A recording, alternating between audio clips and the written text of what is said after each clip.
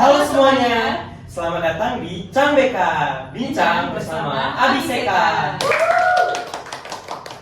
Jadi kenalin, nama aku Mehaga dari Fakultas FEB Angkatan 2022 dan rekanku Nisa dari FH Angkatan 2022. Kita di sini mau ngapain nih, Nis? Jadi kita kali ini bakalan podcast bersama Kak Bunga selaku Duta SDGs Universitas Erlangga. Halo Kak, gimana kabarnya? Oke, halo. Halo teman-teman. Halo gimana nih kabarnya? Teman-teman baik juga ya? Baik, Kak. Baik banget. Silahkan untuk Kak Bunga, gimana perkenalan dulu? Langsung perkenalan ya? Oke, halo teman-teman semuanya. Perkenalkan, nama aku Bunga Andriani. Aku dari Fakultas Ekonomi dan Bisnis Universitas Erlangga angkatan tahun 2021. Dan di sini aku sebagai Duta Kampus SDGs Universitas Airlangga. Salam kenal semuanya. Oke, tadi gimana nih Kak perjalanan dari rumah ke sini? Aman nggak? Aman sih aman, tapi berhubung malam minggu ya teman-teman, jadi itu kayak macet gitu ya. Iya. Oh gitu. Ya, kita jomblo mah ngerjain tugas aja ya. Iya. Tapi nggak jadi deh. Kayak gitu. Sehubungan ini Kak, gimana sih Kak kuliah Kakak selama di EP? Kuliah di EP ya seru dan juga pinter sih. Enggak. Seru dan juga menyenangkan gitu ya teman-teman. Jadi jangan lupa kuliah di UNER. Oh, ada promosi ya. Jadinya ya. Jadi kita nih temanya kan tentang nafza nih Kak. Nah menurut Kak Bunga sendiri nih, pandangan Kakak mengenai nafza itu apa sih? Oke, kalau dari aku ya, nafza itu kan singkatannya narkotika, psikotropika, dan juga zat aktif lainnya. Dimana narkotika itu adalah suatu zat yang disuntikkan atau diimpuskan di dalam tubuh manusia, yang mana memiliki sifat menenangkan dan pastinya karena sifat menenangkan itu sendiri, narkotika bisa menjadi hal yang berbahaya bagi tubuh kita kayak gitu. Nah, sepengetahuan Kak Bunga, jenis-jenis narkoba yang Kak Bunga tahu itu apa aja sih? Oke, kalau sepengetahuan aku ya, jadi narkotika itu ada 3 golongan teman-teman. Kalau golongan pertama itu seperti ganja dan lain-lain. Nah, untuk golongan kedua dan golongan ketiga adalah golongan yang biasanya digunakan untuk hal-hal yang berbau medis. Karena tadi yang udah aku sebutin bahwasanya narkotika kan bersifat menenangkan. Hal itu juga kayak sangat berpengaruh juga ya di bagian kesehatan ya. Pastinya kalau seumpama ada patah tulang ataupun ada sakit-sakit yang lainnya, pastinya kan butuh obat untuk menenangkan pasien tersebut. Maka dari itu narkotika itu seperti kayak 2 koin, ada 2 wajah ya. Yang satu sisi itu dia menenangkan, yang satu sisi itu dia dapat bermanfaat bagi kesehatan, tapi di satu sisinya juga itu bisa membahayakan karena efek menenangkan tersebut itu bisa disalahgunakan, khususnya itu bagi remaja-remaja sih kebanyakan mereka ya. Karena remaja-remaja pastinya kan kayak ngerasa, wih keren nih kalau aku makan narkotika atau minum narkotika, oh keren nih aku ini makan ganja, teman-temanku juga makan ganja ya gitu kan. Kalian ngerasain gitu nggak? Enggak ya? Enggak ya. Anak-anak baik, anak Universitas Erlangga kan anak-anak baik ya. Kayak gitu. Tapi ada satu sisi juga para remaja itu merasa bahwasanya mereka merasa stres di rumah. Mungkin karena ada masalah keluarga atau masalah pacar, ya kan? Pernah nggak masalah pacar? Nggak pernah ya. Nggak pernah sampai masalah pacar terus minum narkoba kan nggak pernah kan? Ya, kayak gitu. Jadi di satu sisi itu mereka membahayakan, tapi di satu sisi mereka pun dapat bermanfaat khususnya bagi di bidang medis itu sendiri kayak gitu teman-teman. Oh ya, tadi kan ada golongan narkotika nih yang ditujukan untuk medis ya kan. Nah untuk pasien nih yang udah merasakan dari efek golongan nafza yang diperlukan untuk medis tadi, terus disalahgunakan nih Kak di luar. Tapi mereka nggak tahu tanpa dosis dari dokter itu gimana ya Kak? Kalau tadi kan udah aku bilang kan ada 3 golongan. Golongan 1 itu golongan yang haram. Bilangnya haram banget untuk dikonsumsi bagi pihak medis, haram, nggak boleh. Tapi kebanyakan masyarakat di luar pecandu narkoba itu lebih fokus atau lebih mengkonsumsi itu di narkobanya yang golongan 1 kayak gitu, karena mereka tuh memiliki sifat yang Nah pastinya kalau tanpa apa ya pendidikan yang baik terkait dengan narkotika itu sendiri, pastinya dapat membahayakan bagi mereka karena nagih narkotika itu bersifat nagih dan bisa membahayakan bagi kehidupan mereka itu sendiri. Karena contohnya ya, seumpama kalau kita udah benar-benar pecandu narkotika dan benar-benar gak bisa lepas dari narkotika itu sendiri, bisa-bisa mereka dapat menghalalkan segala cara apapun itu, bisa dari mencuri, membunuh, bahkan bisa untuk menyakiti diri mereka sendiri. Sebegitunya ya? Iya benar, sampai kayak gitu. Jadi benar-benar pendidikan terkait narkotika ini harus benar-benar ada gitu. Kayak gitu, khususnya bagi remaja-remaja kan, remaja kan pastinya lagi mencari jati diri mereka gitu ya, apalagi kan di tengah apa ya gonjang-ganjingnya kehidupan mereka kan ya, dari anak-anak ke remaja itu benar-benar perlu pengawasan dari orang tua gitu. Jadi sebagai orang tua ataupun orang-orang terdekat pastinya perlu adanya apa ya pendekatan gitu loh kepada anak-anak yang memang mereka itu bisa dikatakan mulai untuk mencandu narkoba itu sendiri. Jadi benar-benar harus ada perhatian khusus kayak gitu. Nah, sehubungan yang tadi tentang narkotika sebagai untuk pengobatan medis itu kak berarti kalau medis memberikan pengobatan itu dia berarti harus memberikan dosis tersendiri lah dari dokternya kepada pasien yang mau diobatin ya? Ya benar banget, pastinya medis pun akan memiliki pendidikan yang lebih baik ya daripada kita ya sebagai orang-orang awam. Pastinya medis tahu sendiri bahwasanya ini nih dosis untuk bisa menenangkan orang lain, atau ini nih dosis untuk bisa menenangkan luka kayak gitu ya. Tapi kalau kita tanpa apa ya, tanpa ada medis di sana ya asal aja wah ini enak nih menenangkan nih. Nah itu bisa berbahaya gitu. Nah itu yang bisa membuat candu. Makanya kenapa medis kok nggak membuat candu itu karena ada takarannya gitu loh mereka. Udah punya takarannya sendiri. Tapi kalau kita mencoba untuk mengkonsumsi terus ya, mereka kan nggak tahu takarannya sama sekali ya. Itu alhasil mereka akan mengalami kecanduan gitu. Jadi sebenarnya faktor dari teman-teman nih yang sudah kecanduan narkoba itu sebenarnya apa sih kak? Faktor motivasi mereka selain dari rasa ingin tahu itu sendiri. Oke, tadi sempat aku mention ya di awal ya. Yang pertama itu mungkin di diri mereka sendiri, permasalahan individu mereka sendiri. Contohnya kayak ada masalah keluarga atau masalah pacar nih. Iya, Masalah bisa pacar jadi. terus kayak, aduh aku stres, aku pengen tenang nih. Ya udah narkotika. Jangan gitu ya, jangan ya. Lebih baik, lebih enak nonton konser atau nonton di bioskop daripada narkotika gitu ya. Atau jadi pacar baru, banyak lah pacar baru lah. Kayak gitu. Jadi salah satunya itu mungkin faktor masalah internal di keluarga. Terus ada lagi mungkin ada rasa ingin tahu kan, remaja kan biasanya kayaknya enak nih apa nih, bentukannya kayak permen apa nih gitu kan. Iya. Jadi bisa dari faktor internal, bisa tadi faktor rasa ingin tahu, dan juga yang paling penting ini lingkungan. Lingkungan berpengaruh banget. Lingkungan sangat mempengaruhi terkait dengan perilaku kita. Ya, contohnya teman kita nih baik-baik ngaji, pastinya kita kan ikut ngaji ya. Kalau mungkin kita teman kalian ngaji terus kita kayak narkoba rokokan kan nggak mungkin kan ya. Terus kalau teman kita sukanya merokok, sukanya dukun, sukanya narkotika kayak gitu kan, pastinya mereka juga, kita pun akan ikut terpengaruh juga kan. Pasti mereka nawarin. Oh, jangan nawarin. Pernah ditawarin? Enggak. Oh, berarti alhamdulillah lingkungannya bagus ya. Siapa? Alhamdulillah ya. Jadi salah satu faktor yang sangat mempengaruhi menurut aku ya itu lingkungan sih. Jadi teman-teman ya, pesan ya buat teman-teman itu jaga lingkungan kalian, cari teman-teman yang baik gitu ya. Jangan sampai terpengaruh dengan teman-teman yang buruk kayak gitu. Kalian kan udah dewasa kan? Umur berapa sih kamu? Saya umur 19 tahun kan. Wah, oke, kamu 18. Oke, kan 18 ya. Oke, gak apa-apa lah, udah 18 tahun ke atas semua ya ini ya.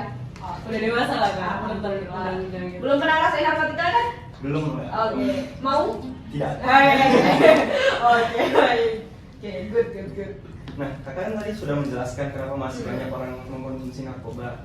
Nah, resiko apa sih yang kita dapatkan misalnya kalau mengkonsumsi narkoba itu sendiri? Oke, tadi juga udah aku mention sedikit ya. Resikonya itu kan narkoba itu bisa membuat candu ya. Iya. Membuat candu itu, candunya itu bukan candu rokok terus beli rokok. Rokok kan murah kan ya. Rokok kan murah. Tapi kalau narkotika itu agak sulit kan didapatkan. Jadi saya pernah dengar tuh ada salah satu cerita. Jadi untuk narkotika sendiri, pertama nih ada satu orang nih ingin nyoba nih narkotika, digratisin dulu nih, nyoba kecanduan kan, ditingkatkan lagi harganya, nyoba lagi kecanduan lagi, ditingkatkan lagi harganya sampai pada titik dimana dia itu nggak bisa untuk membeli narkotika tersebut. Nah dari situ tuh dia melakukan segala cara untuk bisa mendapatkan narkotika tersebut, contohnya dengan mencuri, membunuh, dan juga bahkan melukai diri mereka sendiri kayak gitu. Itu biasanya modus-modus para itu ya, para narkotika, penyebar narkotika di luar ya. Teknik marketing lah. Ya marketingnya gitu. Jadi terus ya teman-teman ya, mau ditiru. Tapi jangan di situ, jangan di bidang narkotikanya, di hal yang lain gitu ya, kayak gitu. Jadi apakah kecanduan dari rokok sama narkotika itu beda tipis atau sama atau malah lebih besar narkotika kan? Kalau rokok dan narkotika pastinya ya narkotika ya. Kalau rokok kan memang ada sifat kecanduan ya, tapi kecanduannya tidak pada taraf kayak dia benar-benar pengen ngelukai diri ataupun dia kayak rokok berapa sih harganya? Berapa tuh teman-teman? Berapa tuh yang suka rokok? Ayo. Kayaknya 20-an. Nggak semahal narkotika nggak sih? Nggak semahal narkotika juga kan? Ya memang buat candu, tapi memang efek candunya lebih besar narkotika daripada rokok itu sendiri kayak gitu.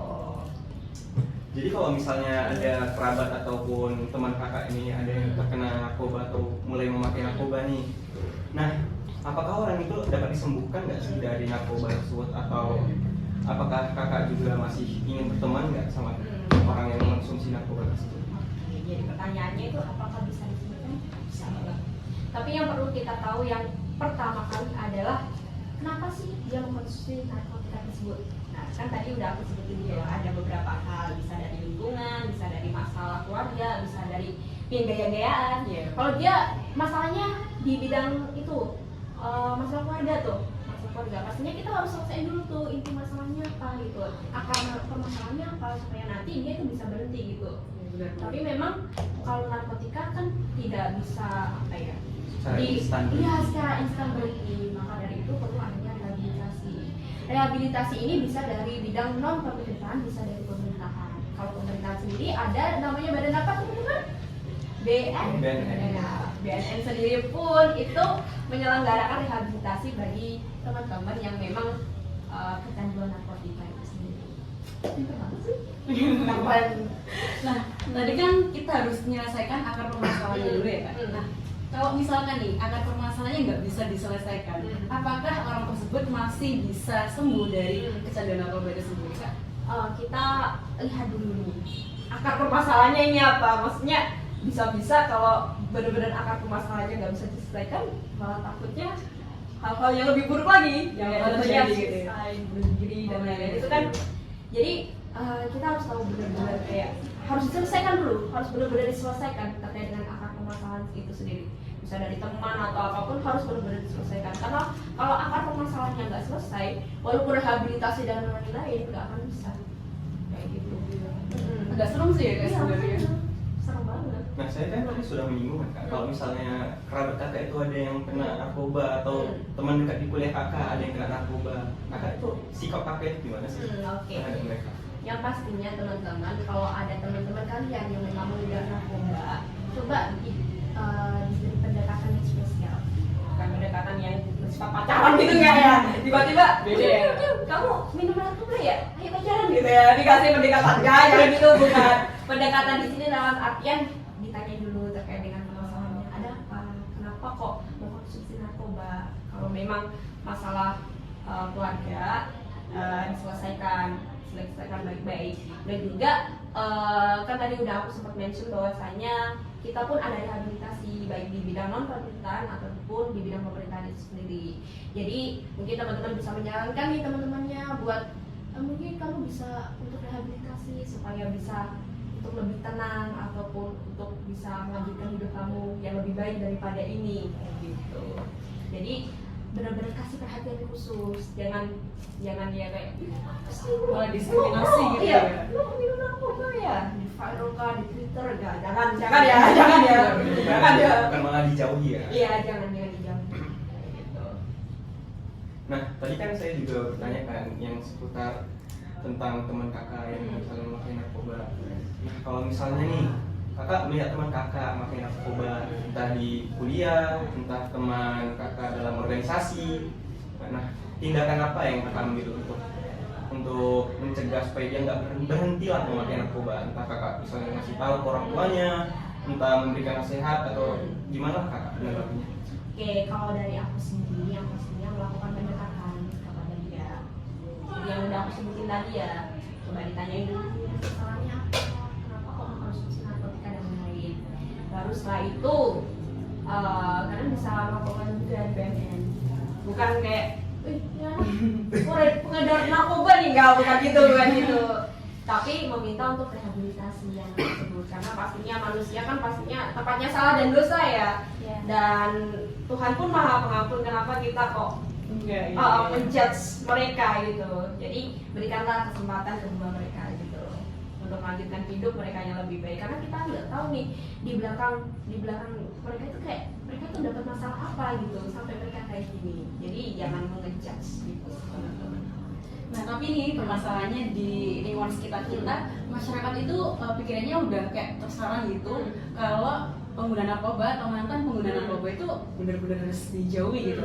Nah solusi apa sih kak menurut Kak Bunga nih? Solusi apa yang tepat buat mengubah mindset dari masyarakat itu sendiri agar pecandu narkoba ini dirangkul sebaiknya bukan dijauhi? Oke, kalau ini berhubungan dengan pemikiran masyarakat ya, berarti berhubungan dengan stigma. Jujur Wi, untuk stigma itu sendiri itu sangat sulit untuk dirubah, apalagi di masyarakat yang kurang pendidikannya. Iya. Kalau untuk masyarakat seperti masyarakat kota atau masyarakat yang pendidikannya cukup, mereka itu pasti bakal lebih mudah untuk bisa menerima sesuatu. Tapi untuk masyarakat yang kurang pendidikannya ataupun masyarakat kecil, pastinya bakal sulit, bakal sangat tertutup. Jadi kuncinya memang di pendidikan itu sendiri, pemberian informasi mengenai itu sendiri, pemberian informasi mengenai bahwasanya ini loh korban narkoba ini udah sembuh nih. Jadi nggak perlu lah dijauhi, nggak perlu lah dijudge itu sebenarnya sangat sulit untuk dilakukan karena ini berhubungan dengan stigma masyarakat. Stigma masyarakat itu benar-benar sulit juga. Jadi ya salah satu cara untuk menyelesaikannya, satu-satunya cara adalah pendidikan gitu. Pendidikan ya itu benar-benar. Nah jadi kalau Mbak misalnya lagi berada di sekitar perkuliahan ataupun di sekitar lingkungan nih, baru tiba-tiba kakak lihat ih kok ada yang kayak mengedarkan narkoba, mencurigakan nih kayaknya anak ini. Nah kakak itu aksi apa sih yang kakak lakukan untuk misalnya entah kakak misalnya menegur itu apa, atau misalnya kakak langsung melaporkan, atau gimana sih aksi yang kakak dapatkan gitu? Ini berhubungan dengan pengedar ya. Pengedar dan korban itu beda ya guys. Kalau pengedar itu pastinya hukuman, pastinya melaporkan. Kalau pengedar itu harus dilaporkan. Jadi melaporkan kepada pihak berwajib. Ya benar sekali. Kayak gitu. Tapi kalau di pihak kampus, kalau ada ya kayak di pihak kampus itu kalian lihat ada anak yang ini pengedar narkoba. Dikomunikasikan dulu sama pihak kampus dulu. Terlebih dahulu. Baru setelah itu nanti pihak kampus akan memproses kayak terkait dengan real atau tidaknya masalah tersebut, atau terkait dengan hukuman yang pantas untuk mereka, bisa di DO ataupun setelah di DO mereka bakal melaporkan kayak gitu. Jadi masih ada di bawah anak-anak kampus itu, masih ada di bawahnya kampus itu. Nggak tiba-tiba kita melaporin ini polisi ini datang nih nggak bisa kayak gitu. Jadi harus ada ya pelaporan dulu lah di kampus gitu lah kayak gitu. Nah sehubungan tentang perkuliahan nih kak, nah misalnya perlu nggak sih kalau misalnya suatu universitas itu melakukan kayak tes narkoba rutin untuk mahasiswanya, atau melakukan penanaman pola pikir yang bagus tentang narkoba gitu? Gimana tanggapan kak? Oke, terkait dengan tes narkoba itu sendiri sebenarnya guys, itu penting banget untuk bisa kita ketahui ya. Tapi di Universitas Airlangga sebenarnya belum ya. Bahkan waktu kalian masuk pun belum ada ya. Tapi kalau sebenarnya aku di universitas yang lain itu ada tes narkoba juga. Kalian kan hanya tes ILPTG kan? Yuk. Hanya itu Sama aja ya? tes buta warna juga Mbak. Oh iya, Sebelum ada ya? masuk. Kan sebelum kita diterima kan kita disuruh tes buta warna dulu. Oh iya. Oh iya. Nah, nggak ada. Saya doang. Oh iya. Kok kamu doang, kamu ditipu ya? Enggak. Enggak. Kayak- Oh beneran iya. ada prodi. Tapi sebenarnya itu memang perlu deh supaya kita tahu ini perkembangan anak-anak keren. Nah, walaupun ya bisa dikatakan kalau mahasiswa mah bebas aja kayak gitu. Tapi ya jangan terlalu bebas gitu loh. Bebas tapi tahu batasan kayak gitu. Jadi seharusnya sebaiknya memang ada. Dan juga terkait dengan pendidikan narkotika ini benar-benar harus ada gitu. Aku jadi pengen terima kasih nih kepada teman-teman yang udah menyempatkan apa ya membuat proyek ini ya. Ini keren banget sih. Nah ini salah satu cara buat ngasih pendidikan bagi teman-teman terkait narkotika itu sendiri kayak gitu.